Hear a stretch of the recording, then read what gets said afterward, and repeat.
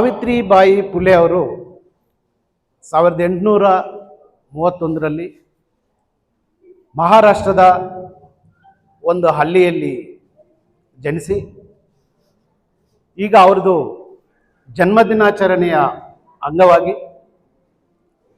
ವೇದಿಕೆಗೆ ಆಗಮಿಸಿ ಆಸೀನರಾಗಿರ್ತಕ್ಕಂಥ ಅವರ ತಂದೆಯವರು ನಿರಂತರವಾಗಿ ಶಿಕ್ಷಣ ಸಂಸ್ಥೆಯ ಜೊತೆಗೆ ಶಿಕ್ಷಕರ ಜೊತೆಗೇನೆ ಬೆಳೆದು ಮತ್ತೆ ಅವ್ರ ಪಾತ್ರ ಕೂಡ ನಿಮ್ಮ ಜೊತೆಗೇನೆ ಹಾಕಿ ಅವ್ರು ಕೂಡ ಯಾವಾಗ ನಮ್ಮ ಯಾವುದೇ ಸ್ಕೂಲ್ ಫಂಕ್ಷನ್ ಆಗಿರಲಿ ಏನೇ ಆಗಿರಲಿ ನಿಮ್ಮ ಜೊತೆ ಹೊಂದ್ಕೊಂಡು ತಾಲೂಕಿನಾದ್ಯಂತ ಮಕ್ಕಳ ಜೊತೆ ಏನೇ ಕಾರ್ಯಕ್ರಮಗಳಿದ್ರು ಭಾಗವಹಿಸಿ ನಿಮ್ಮ ಜೊತೆನೇ ಬರ್ತಾ ಇರ್ತಕ್ಕಂಥ ನಮ್ಮ ಅಣ್ಣನ ಸಮಾನರಾದ ಶ್ರೀನಿವಾಸ ರೆಡ್ಡಿ ಸರ್ ಅವರೇ.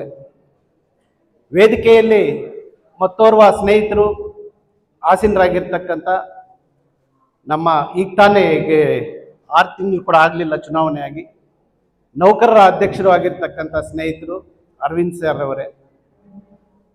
ಮತ್ತೊಂದು ವಿಷಯ ಅಂತಂದರೆ, ಮೊದಲಿಗೆ ಸ್ಕೂಲ್ಗೆ ಇನ್ಸ್ಪೆಕ್ಷನ್ ಬರ್ತಾ ಇದ್ರು ತಾಲೂಕು ಶಿಕ್ಷಣಾಧಿಕಾರಿ. ನಾವೆಲ್ಲರೂ ಭಯ ಪಡೋದು, ಇವತ್ತು ಶಿಕ್ಷಣಾಧಿಕಾರಿಗಳು ಬರ್ತಾ ಇದ್ದಾರೆ ಏನಪ್ಪ ಮಾಡೋದು, ಏನಾದರೂ ಕ್ವಶನ್ ಕೇಳ್ಬಿಟ್ರೆ. ನಮ್ಮ 4ನೇ ಕ್ಲಾಸಲ್ಲಿ ಓದ್ತಾ ಇದ್ವಿ, ಶಿಕ್ಷಣಾಧಿಕಾರಿಯವರು ಬಂದರು. ನಮ್ಮ ಟೀಚರ್ ಒಬ್ಬರು ಮಾಸ್ಟ್ರು ಬೀಡಿ ಸೇರ್ತಾ ಇದ್ರು. ತಕ್ಷಣ ಇನ್ಸ್ಪೆಕ್ಟರ್ ಬಂದ್ಬಿಟ್ರು. ಬಾಯಿ ತುಂಬ ಹೊಗೆ ಇದೆ, ಆ ಹೊಗೆ ಬಿಡಬೇಕು. ಹೆಂಗ್ ಬಿಡಬೇಕು? ಬಿಟ್ಬಿಟ್ಟಿದ್ದೆ, ಏ ಮಕ್ಕಳೇ, ಈ ಥರ ಬೀಡಿ ಸಿಗರೇಟ್ ಸೇದಿದ್ರೆ ಕ್ಯಾನ್ಸರ್ ಬರುತ್ತೆ ಅಂತೇಳಿ ಅದನ್ನ ಇನ್ಸ್ಪೆಕ್ಟರ್ ನಮ್ಮ ಶಿಕ್ಷಣಾಧಿಕಾರಿಗಳು ನೋಡ್ಬಿಟ್ಟು, ಓಹೋ ಮಕ್ಕಳಿಗೆ ಒಳ್ಳೆ ಆರೋಗ್ಯಕರವಾದ ವಿಷಯಗಳನ್ನ ನಮ್ಮ ಮಾಸ್ಟರ್ ಹೇಳ್ಕೊಡ್ತಾ ಇದ್ದಾರೆ ಅಂತ ಹೇಳಿ ಆ ಥರ ನಮ್ಮ ವೇದಿಕೆಯಲ್ಲಿ ಆಸೀನರಾಗಿರ್ತಕ್ಕಂಥ ತಾಲೂಕು ಅಧಿಕಾರಿಗಳೇ, ಪದ್ಮಾವತಿ ಮೇಡಮ್ ಅವರೇ, ಮತ್ತು ನಮ್ಮ ಸ್ನೇಹಿತರು ಆಗಿರ್ತಕ್ಕಂಥ ಮತ್ತೆ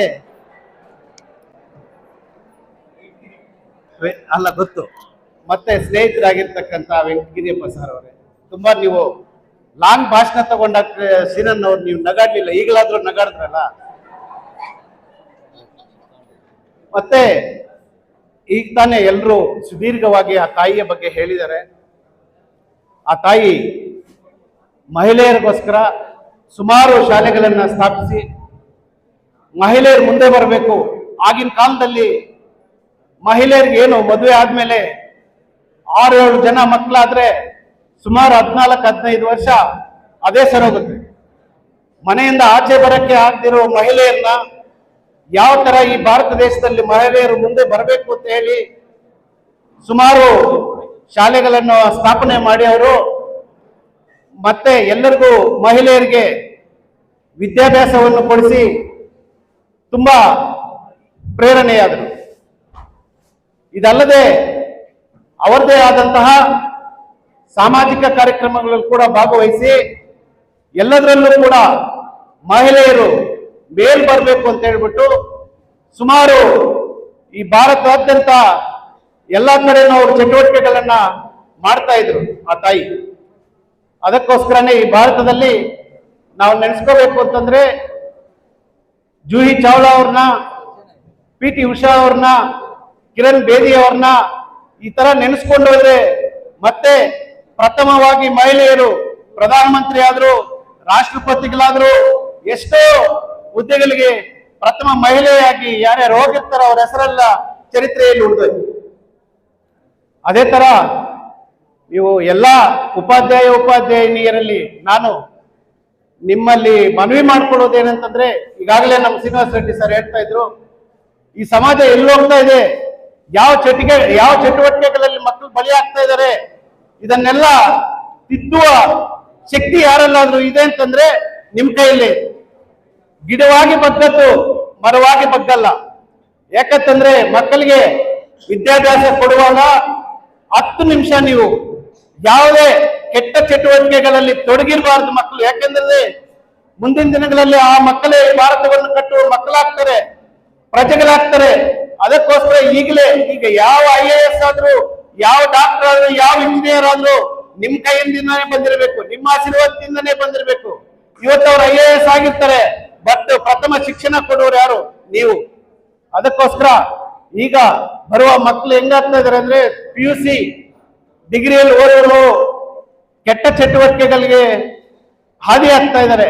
ಇದನ್ನೆಲ್ಲ ತಡೆಗಟ್ಟಬೇಕು ಅಂತಂದ್ರೆ ತಮ್ಮಲ್ಲೆಲ್ಲ ಮನವಿ ಮಾಡ್ತೀನಿ, 10 ನಿಮಿಷ ನಿಮ್ಮ ಸಬ್ಜೆಕ್ಟ್ ಬಿಟ್ಟು ಅವ್ರಿಗೆ ಒಳ್ಳೆ ದಾರಿ ಹೋಗ್ಲಿಕ್ಕೆ ಹೇಳಿ. ಯಾಕಂತಂದ್ರೆ ಒಂದು ದುರಭ್ಯಾಸ, ಮದ್ಯಪಾನ ಮತ್ತು ಡ್ರಗ್ಸ್, ಇವೆಲ್ಲ ಚಿಕ್ಕ ಮಕ್ಕಳು, ಏನು 18 ವರ್ಷ 17 ವರ್ಷ ಹುಡುಗರು ಇದನ್ನೆಲ್ಲ ಅಭ್ಯಾಸ ಮಾಡಿಕೊಂಡು ಮಾಡದೇ ಇರುವ ಇದೆಲ್ಲ ಮಾಡ್ಬಿಡ್ತಾರೆ. ಏನು ಅಮಾಯಕ ಬಾಲಕಿಯರ ಮೇಲ್ಗಳೆಲ್ಲ ದೌರ್ಜನ್ಯವಾಗಿ ಅಮಾಯಕ ಬಾಲಕಿಯರು ಬಲಿಗಳಾಗ್ತಾ ಇದ್ದಾರೆ. ಇವತ್ತು ನಾವು ನಮ್ಮ ಸಾವಿತ್ರಿಬಾಯಿ ಅವರ ಬಗ್ಗೆ ಮಾತಾಡ್ಬೇಕಾದ್ರೆ ಆ ಮಹಿಳೆಯರು ಕೂಡ, ನಿಮ್ಮ ಮಹಿಳೆಯರ ರಕ್ಷಣೆಗೋಸ್ಕರ ಕೂಡ ನೀವು ಕೆಲವೊಂದು ವಿಚಾರಗಳನ್ನ ನೀವೆಲ್ಲರೂ ಮಕ್ಕಳಿಗೆ ಹೇಳಿ ನಿಮ್ಮ ಸಾರ್ಥಕತೆಯನ್ನು ಈ ದೇಶಕ್ಕೆ ಬಿಡಿ, ಈ ದೇಶ ಕಟ್ಟುವ ಮಕ್ಕಳು ಮುಂದಿನ ಪ್ರಜೆಗಳಾಗ್ಲಿ ಅಂತ ಹೇಳಿ ನನಗೆ ಈ ಅವಕಾಶವನ್ನು ಕಲ್ಪಿಸಿಕೊಟ್ಟಿರ್ತಕ್ಕಂಥ ಎಲ್ಲಾ ಉಪಾಧ್ಯಾಯಿನಿಯರಿಗೂ, ಮುಂದೆ ನೆರೆದಿರ್ತಕ್ಕಂಥ ಶಿಕ್ಷಕಿಯರಿಗೂ ಮತ್ತೆ ನಮ್ಮ ಮಾಧ್ಯಮ ಮಿತ್ರರಿಗೂ ವಂದಿಸುತ್ತಾ ನನ್ನ 4 ಮಾತನ್ನು ಮುಗಿಸ್ತಾ ಇದ್ದೀನಿ. ಜೈ ಹಿಂದ್, ಜೈ ಕರ್ನಾಟಕ.